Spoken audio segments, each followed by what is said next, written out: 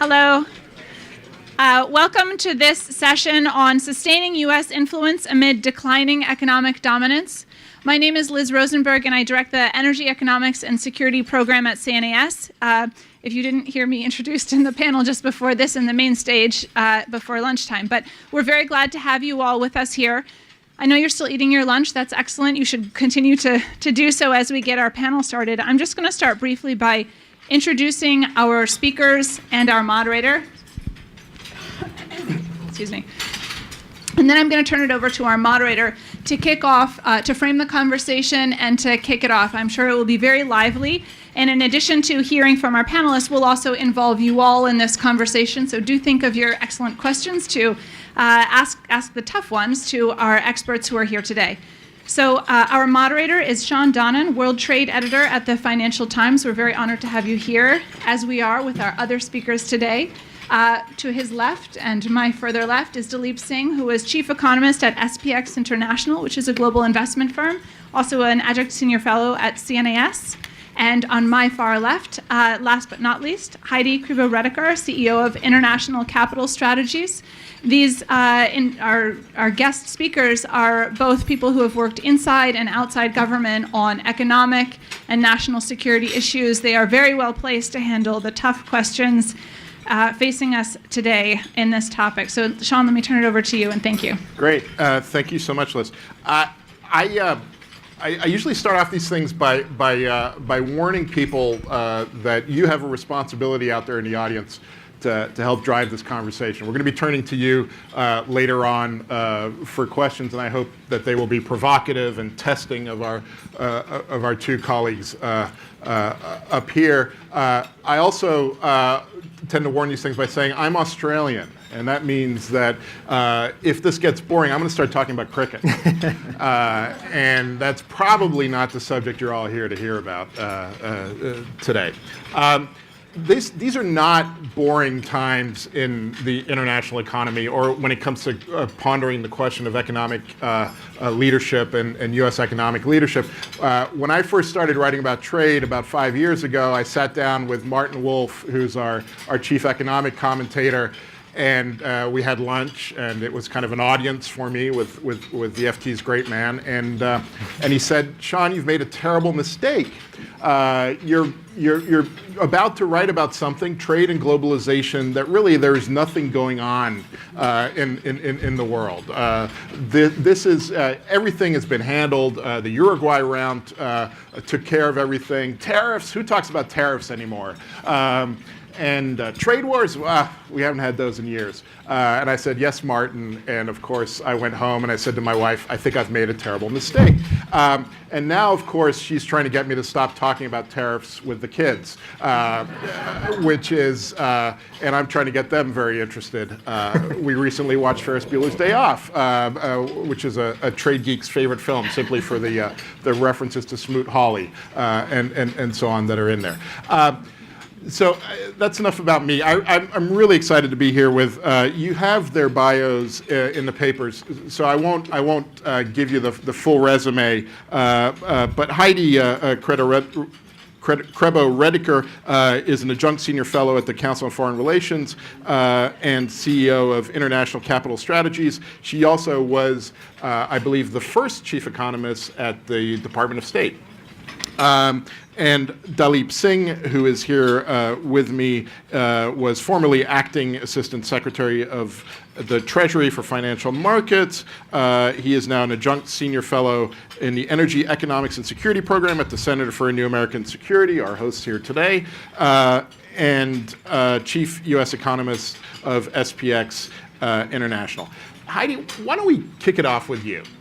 We've had this kind of amazing month, right? We've had the lack of consensus at the G7.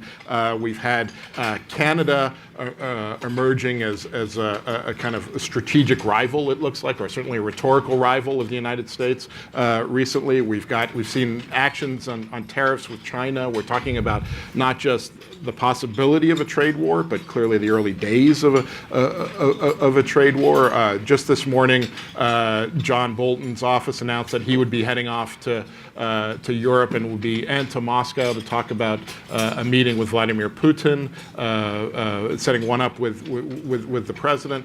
We're at this moment where we have this big question about American economic leadership in the world, and at the same time, people for a while now have been talking about U.S. economic decline. So my first question to you really is, how significant is that decline? And what does it mean when we talk about U.S. leadership and also competitive posture when it comes to that great kind of emerging rival across the Pacific in China?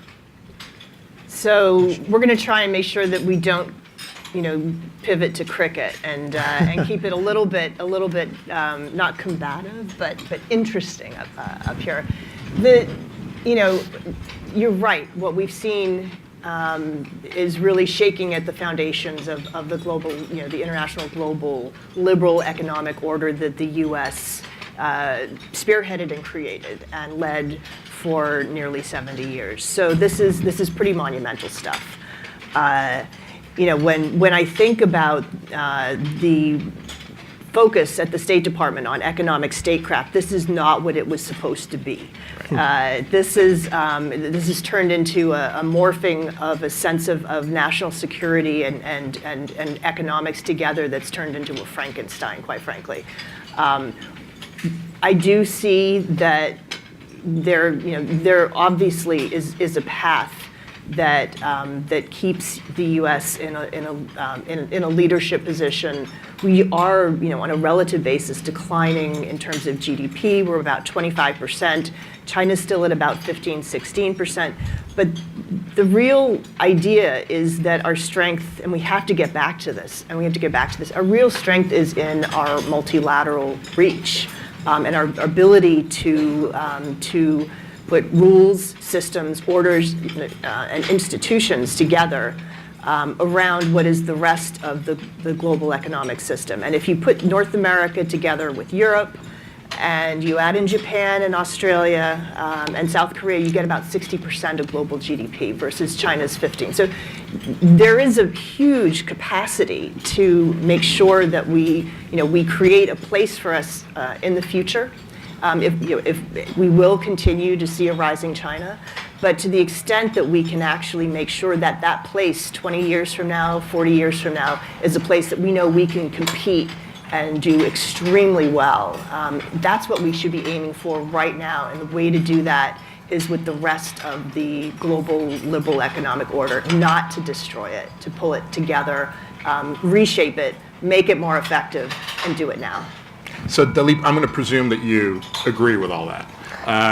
I'm also going to ask you, that's not where we're heading. No, I mean, look, I fully agree with Heidi's observations about the U.S. share of the global economy.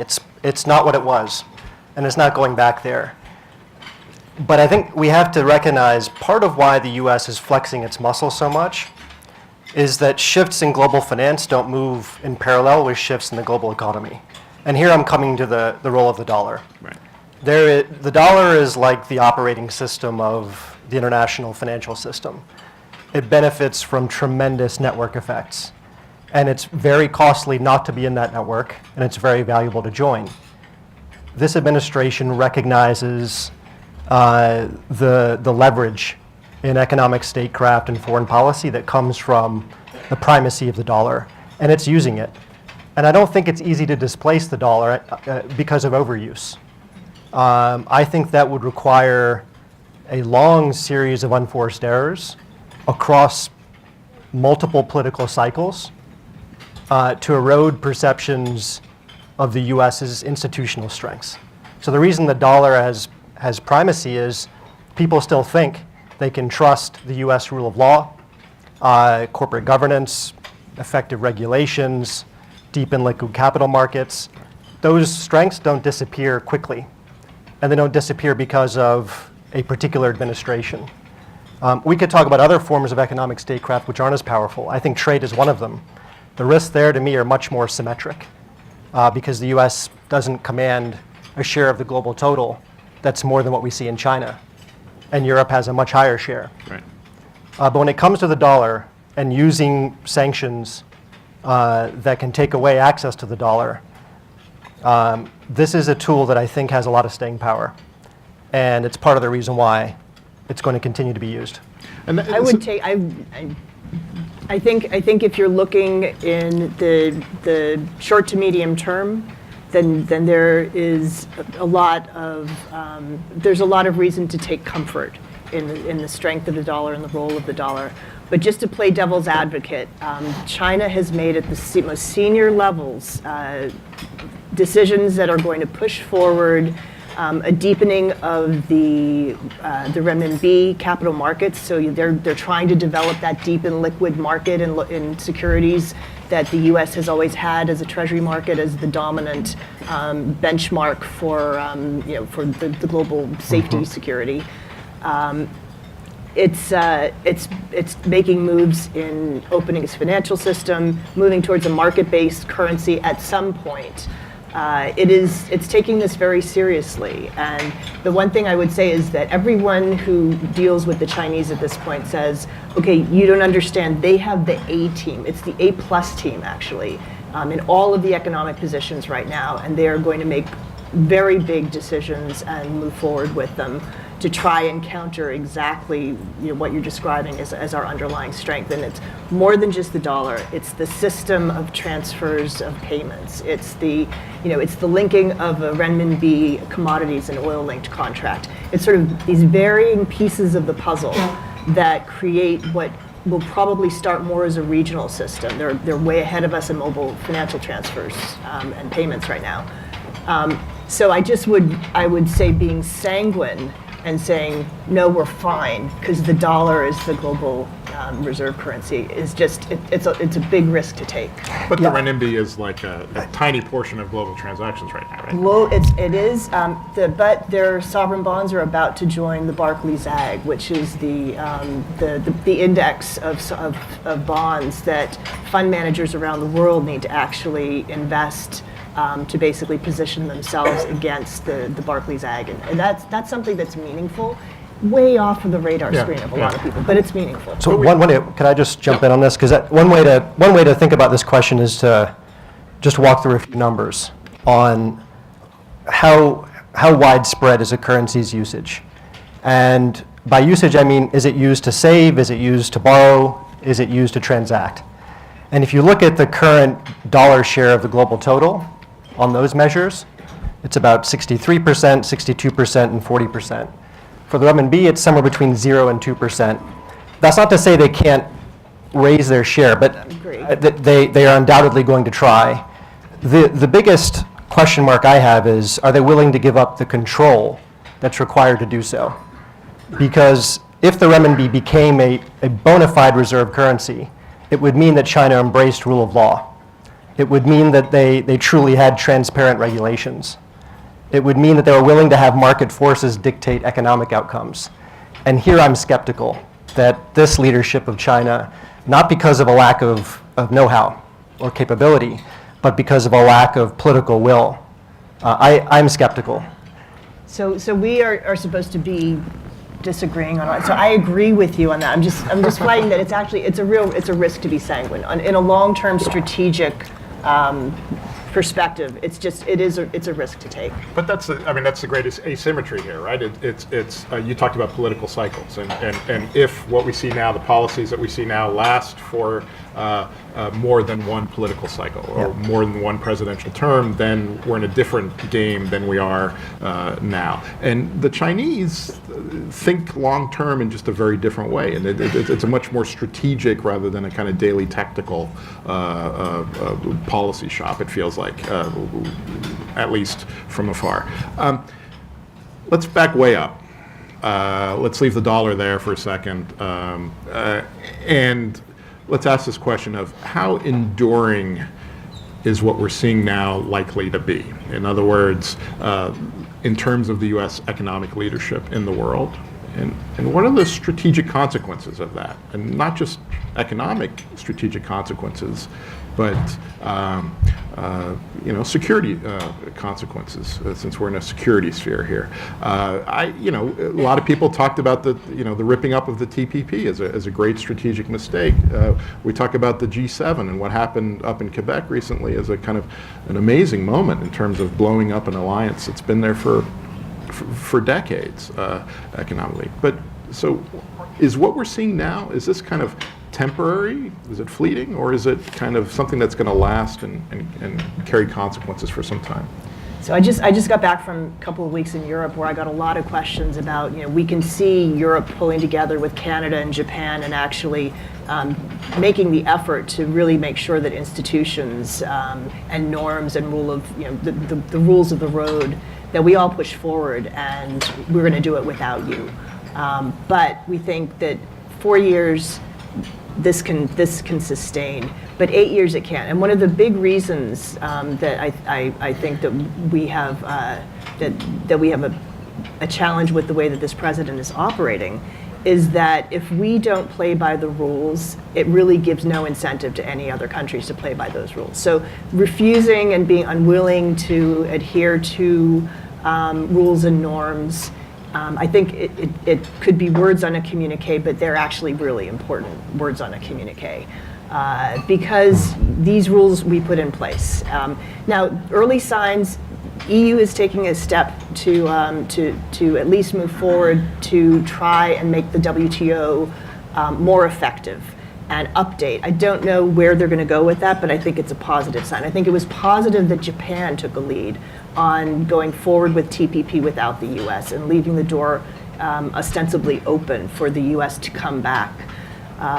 But can we see that sustain over if there's another term, whether it's President Trump or another similarly minded president? Will the system sustain it? I think there's some really, I have some very big concerns about it. I would like to say that these are, bedrock, irreversible, but you have to think that this is really post-World War II, and the way that the world worked for many, many, many hundreds of years leading up to that did not have the kind of systemic organization in the international economic sphere. Bretton Woods system, regional systems that emerged are all relatively recent, and if you don't tend to that garden, and the U.S. has led the creation and the movement forward of that construction. If you don't tend to that garden, it's gonna die.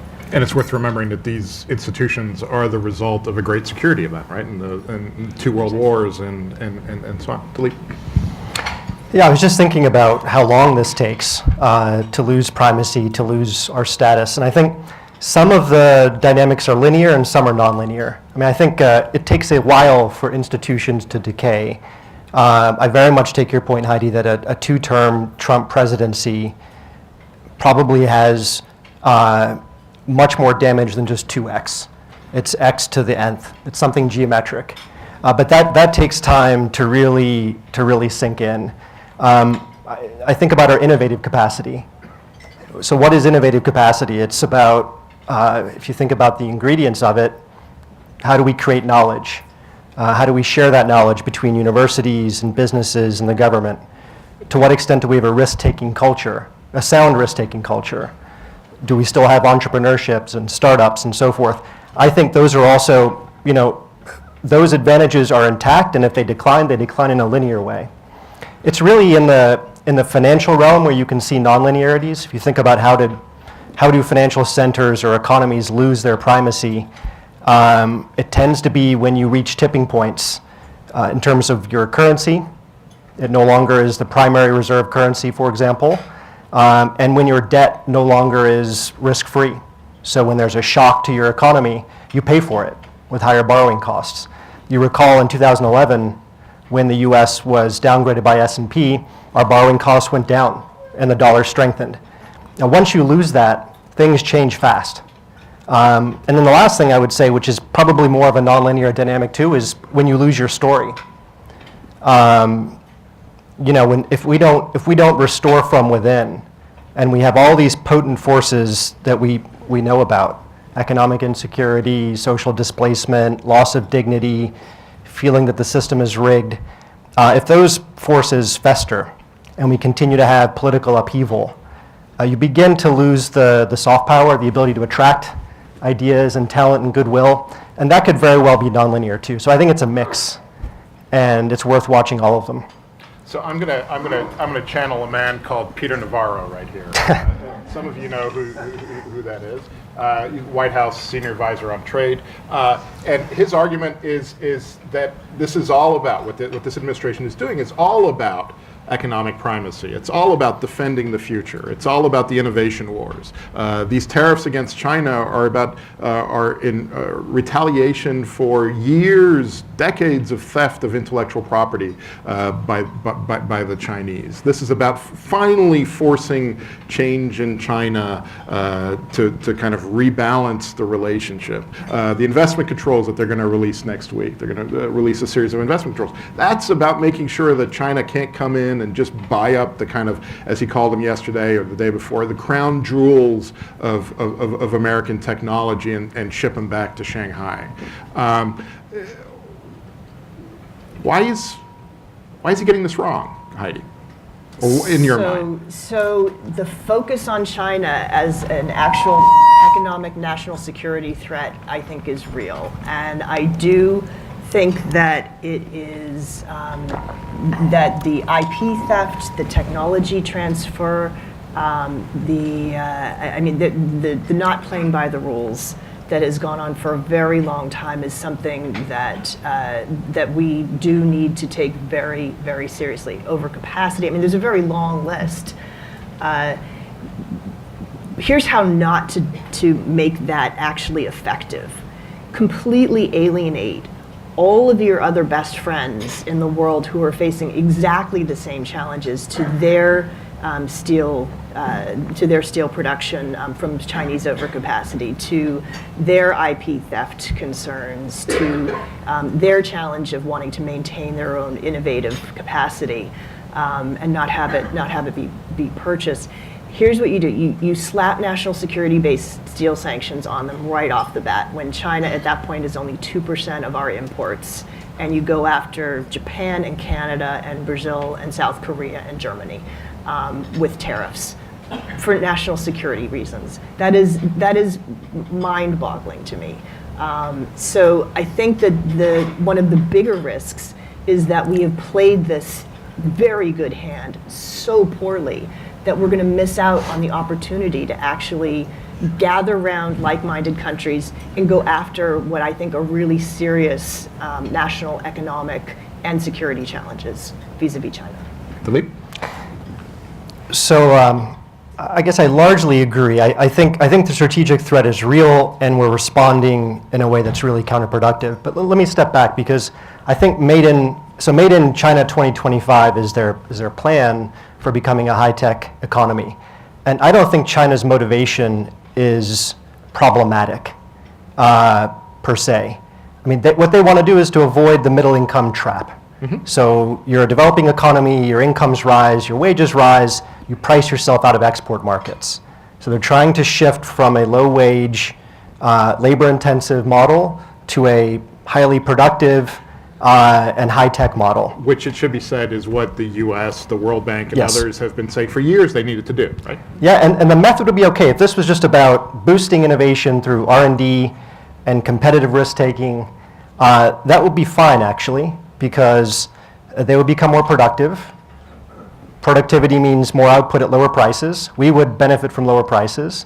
Their innovation would diffuse to other countries like ours.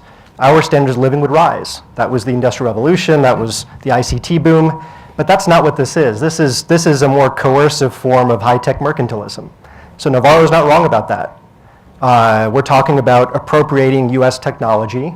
We're talking about restricting market access and squeezing high-tech competitors out of the supply chain to replace them, not to complement them.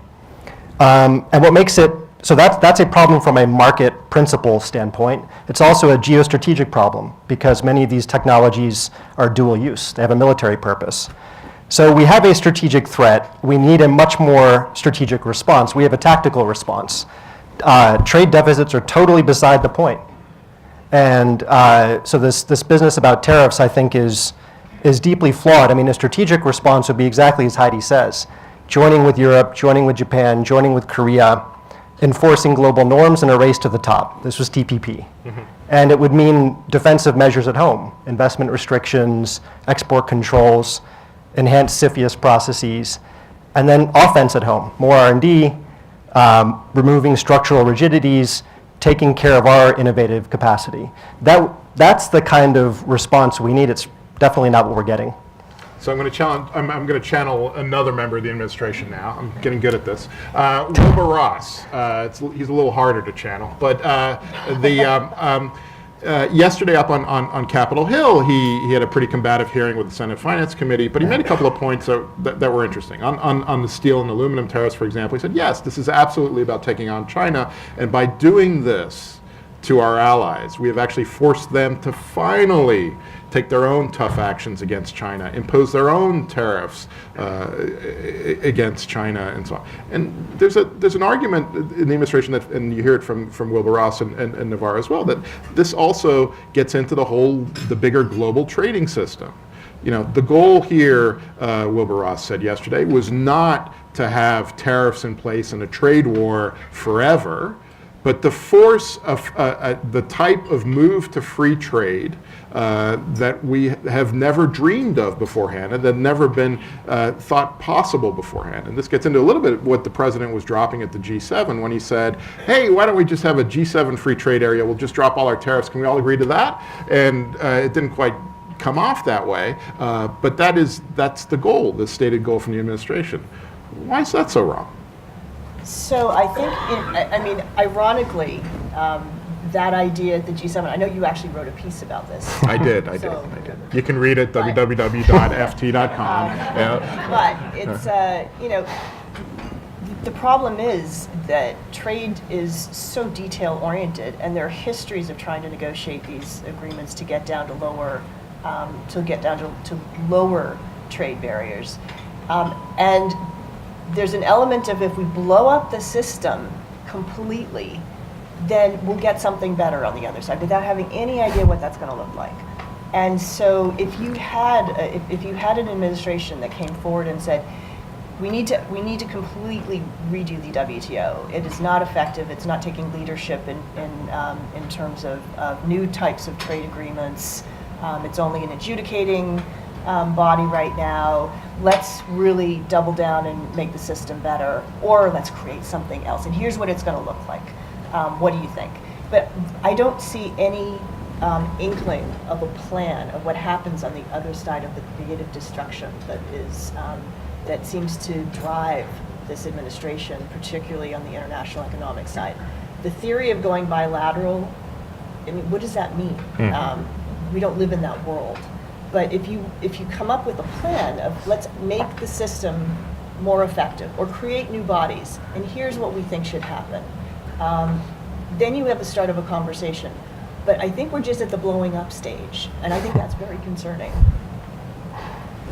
I was thinking as you spoke of just like a 2x2, you're taught game theory if you study economics, and the basic question is, does each player cooperate or defect?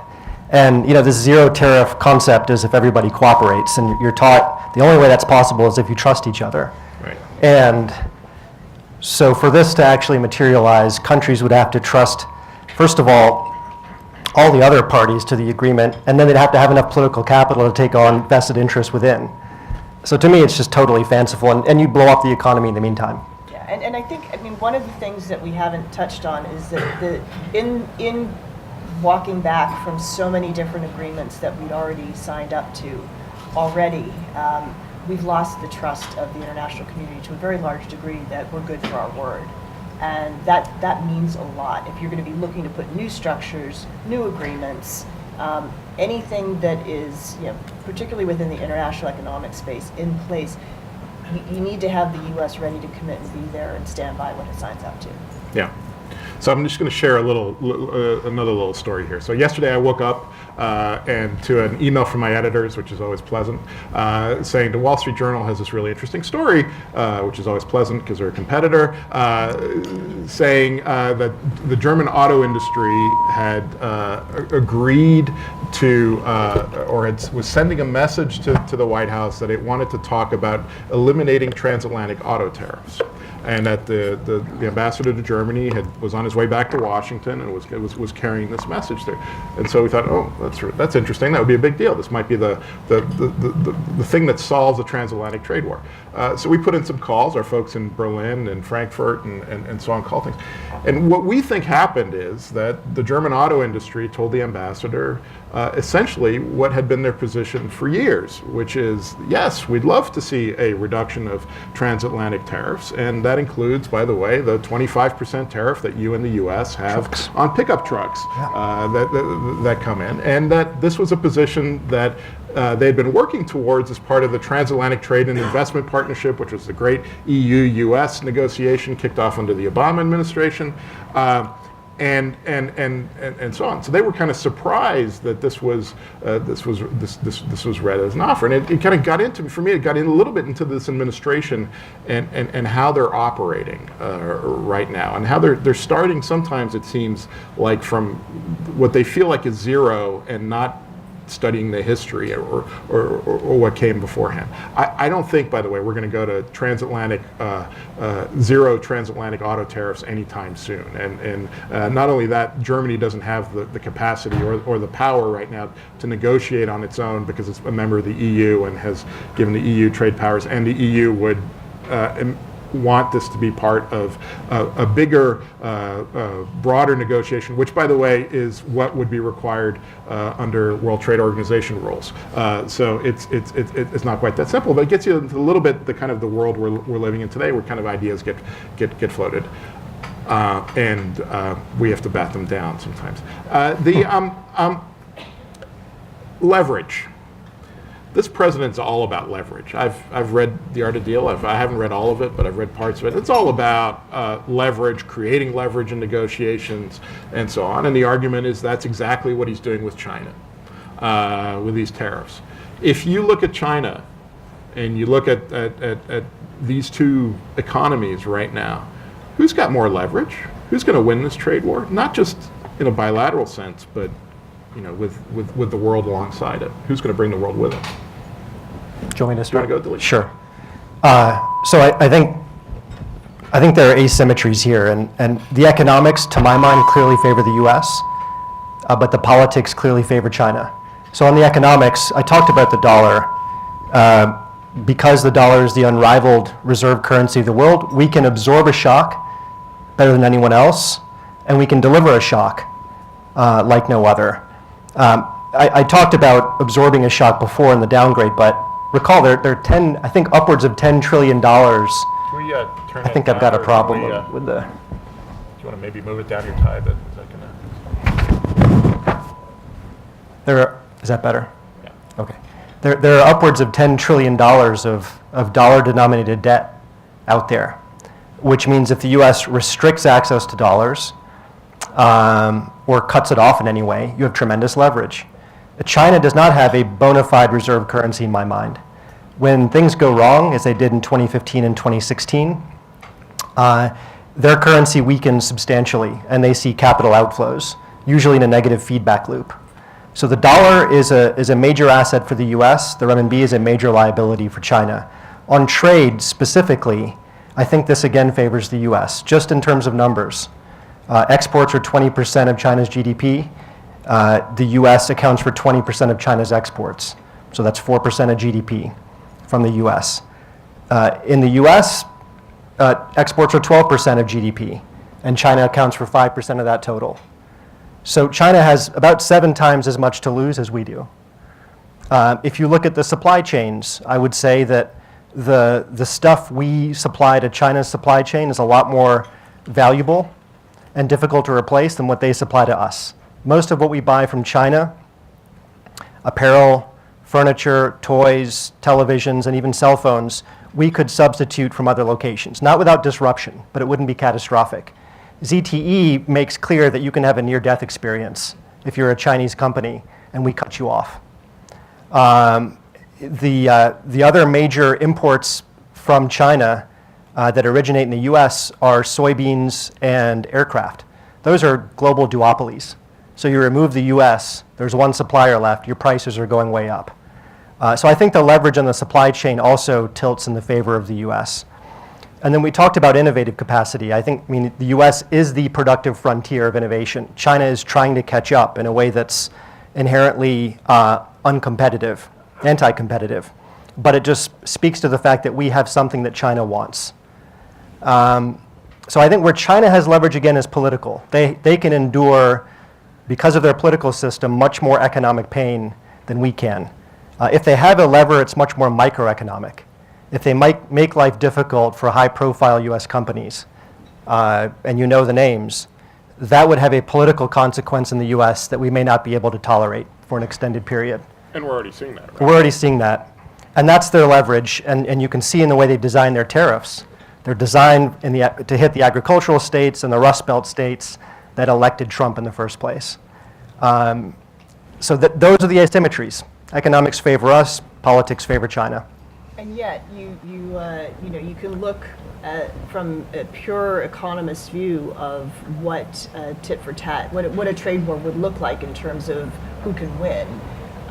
And in the meantime, you have you have a massive punch in the growth bubble that the world has been benefiting from out of a financial crisis, that we finally got to where we had synchronized global growth. You have a trade war like this that pushes China over the edge. You have spillovers, you have an emerging markets crisis in many countries in Asia that would suffer as a consequence of their ties to China, in a very fragile environment already for emerging markets. We already see, whether it's Argentina or Turkey, pressures on Indonesia.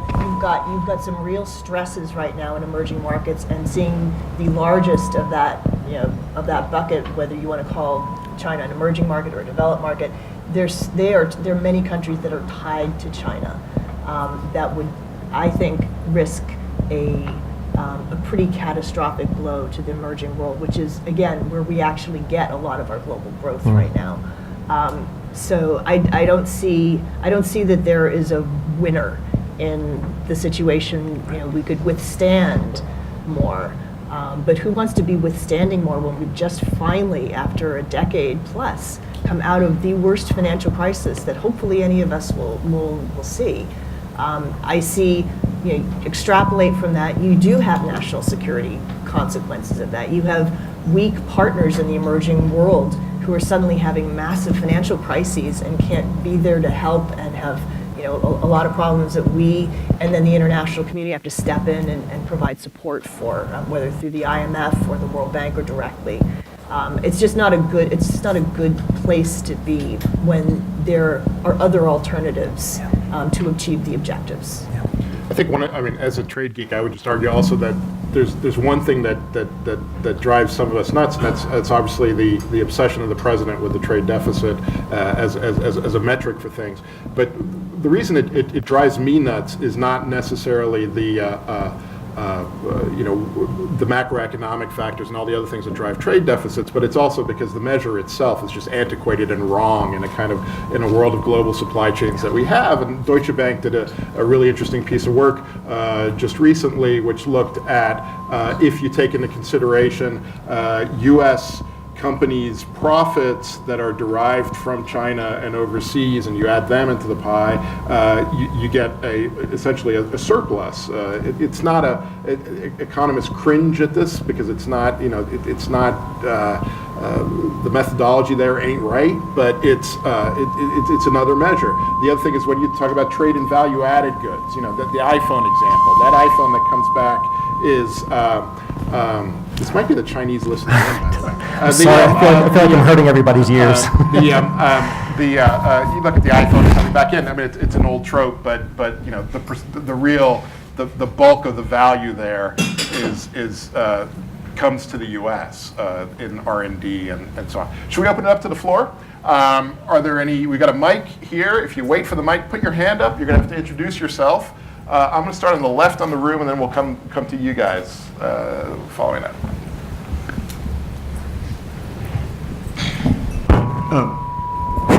He's got the gain turned up real high. Bill Eichord, consultant. So about 8 weeks ago, I happened to be in New Hampshire, and I drove by Bretton Woods to A, because it's a pretty environment, but B, to see if I was looking at an anachronism.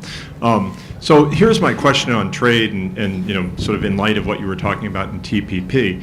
I mean, there are obviously other mechanisms that could have been used by this administration to address some of the trade issues. I mean, there are provisions of the WTO and Bretton Woods that that could be kicked in to look at things and make examples. Why, I mean, they've taken the extreme measure of tariffs. Why not pursue more aggressively some of the cases? I mean, there was the solar panels case a couple of years ago that was brought.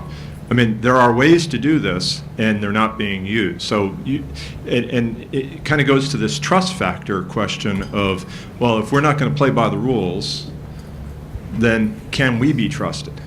And I'm just interested in your comments about that. So I think, both the Obama administration and then the Trump administration have been aggressively pursuing through the WTO. And I am all for, when there is a case to pursue, we should actually be resourcing those parts of the US government that can actually deal with the capacity to bring cases to the WTO and use the system that we have aggressively. Always tries to get all the attention. And also to reform institute. When you look at Bretton Woods, it's not just about trade. I mean, IMF was a very important part of that. And the IMF has reformed over the years, and it has been instrumental in dealing with balance of payments crisis around the world. So it's not. There are parts of Bretton Woods that I think you could say they've been there a long time. They need to be updated, and I think the WTO falls into that category. But we have been aggressive. The reason that we only had 2% of imports of Chinese steel when we launched the 232 was because of the aggressive actions that were taken on Chinese overcapacity in the previous administration. So yes, we should be aggressive and go after, and we need to resource the parts of government that are able to undertake those actions. But I would draw a line between that and the U.S. stepping outside of the rules and norms to do something that is contrary to the WTO to achieve an objective. And I put the national security, the 232 national security trade actions in that bucket.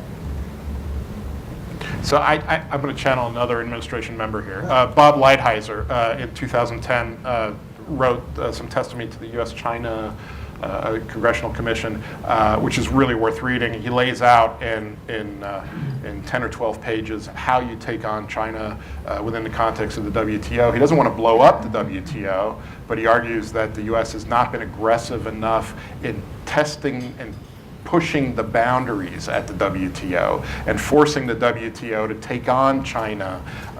And he argues in speeches today that the tools that are available at the WTO just aren't really there and aren't really effective in taking on a big mercantilist, state-run economy like China, and would argue that he's trying to change all that. Whether he'll succeed, we'll see. I promise to come to this side of the room, then I'll come back. You, sir.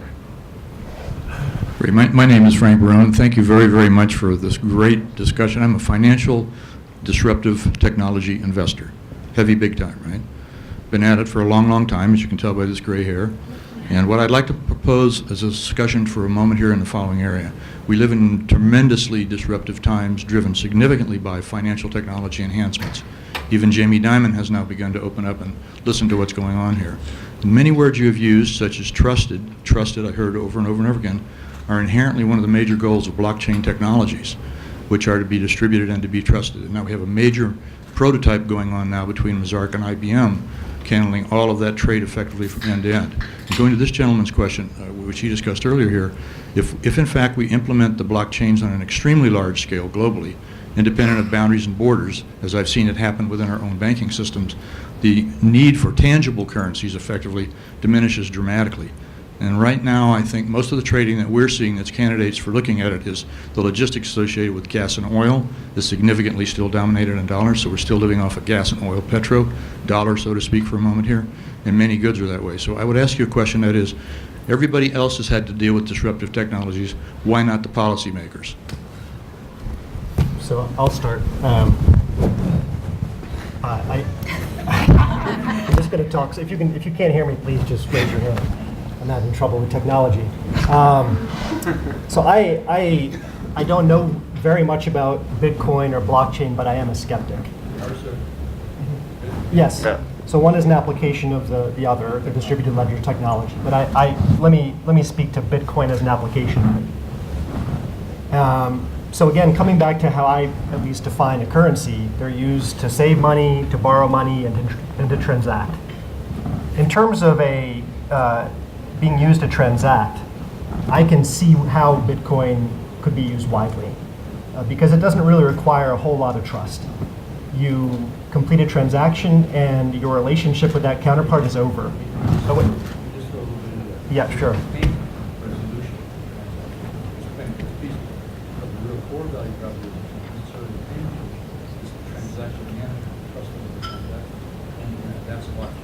Yeah.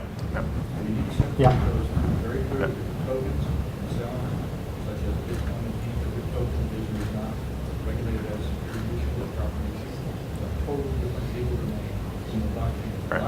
Can't hear a word. Okay. Yeah. So sorry, they're not hearing you over there. We'll move on quickly, but the just. I'm a skeptic on whether Bitcoin or blockchain would be used to save money or to borrow. There's no interest rate market, for example. And I think Bitcoin and blockchain and disruptive technology in the financial world, that's a whole other lunch discussion to be had, and there's many more. The question I have is how does that relate to U.S. power and economic primacy? I'm not sure that radical transparency in an open ledger is what you want if you want to project power. So I would argue that it maybe goes the opposite way. In the back of the room there, and then I'll come to you, ma'am. Sure. Byron Catalan, Capital Alpha Partners. How's that? Oh, there you go. Okay. Byron Catalan, Capital Alpha Partners. Sean, you mentioned Secretary Ross's testimony before Congress yesterday. It was a fairly testy hearing, but we haven't seen Congress really push back on some of the administration policies yet. So I just wonder if you two see red lines where you really think Congress is going to jump into the act here and yank a chain. Is it NAFTA? Is it 232 on auto imports? Anything else that is out there? I think if there were red lines, we'd have already seen Congress push back more forcefully. So I think their revealed preference is not to be a real force. Now, what would change that? I think if we had a major market reaction where their constituents started to feel it in their 401k, or if we didn't have the kind of economic growth that we do, you might see a broader effort by Congress to neutralize the efforts on trade. But I mean, I think we could go down the list of various trade deals and where there's been more pushback than others. NAFTA is an example where there's been more. I think where you pretty consistently see less is on China. That's just a winning issue for everyone at this point across both parties to get tougher. And I don't think that's going to change. I would just make one point, and that is that trade wars, the wars is slightly a misnomer because wars are much more dramatic and explosive and happen a lot quicker than trade wars do. And I think we're just now starting to see the impact, right? So the big China tariffs, really June 1st is when the serious steel tariffs took effect. July 6th is when the first China tariff starts to take effect. Investment restrictions will get rolled out next week, but I wouldn't expect them to take effect until a few months after that. Auto tariffs potentially down the line. Again, that's 2-3 months away from an idea, and then further still from actual tariffs.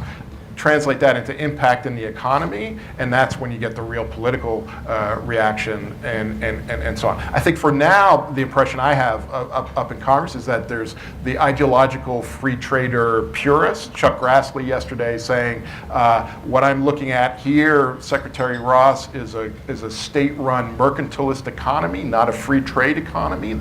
Which is an amazing thing to think about, a Republican senator talking to a Republican Commerce Secretary. That's not something we've seen before. But the kind of critical mass, that's not going to happen until a lot more constituents start to feel pain, and very real economic pain, and that's some ways off, I think. I promise to come to you.